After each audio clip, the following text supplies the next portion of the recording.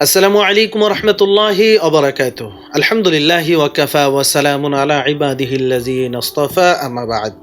সম্মানিত দর্শক শ্রোতা, প্রিয় দিনী ভাই বোন, আশা করি আপনারা সকলে ভালো আছেন। আমিও আলহামদুলিল্লাহ ভালো আছি।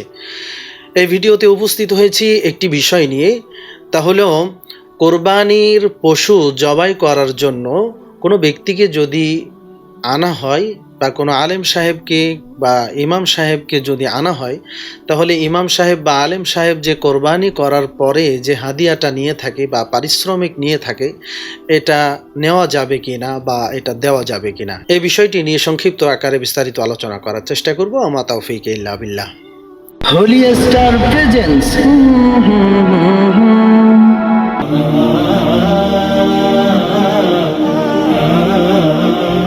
তো কোরবানির পশু জবাই করার জন্য সবচেয়ে উত্তম হলো নিজেরা যারা অংশীদার আছি, যারা কোরবানি দাতা, তারা নিজেরাই কোরবানি করার সুন্নাহ পদ্ধতিটা শিখে নিয়ে নিজেরাই কোরবানি করা, নিজ হাতে পশু কোরবানি করা সবচেয়ে উত্তম কাজ।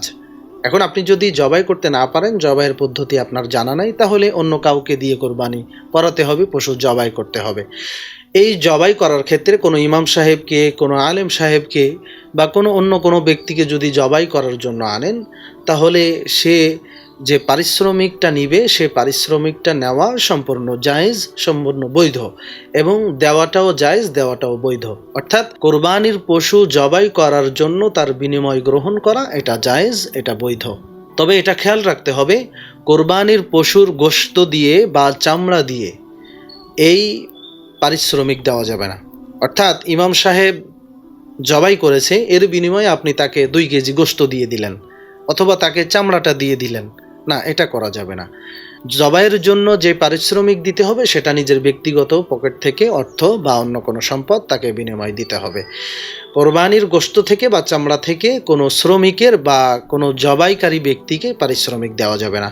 আশা করি আমরা বিষয়টি বুঝতে পেরেছি।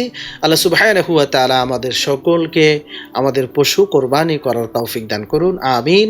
ওয়া আখিরু দাওয়ানা আলহামদুলিল্লাহি রাব্বিল আলামিন। আসসালামু আলাইকুম ওয়া রাহমাতুল্লাহি ওয়া বারাকাতুহু।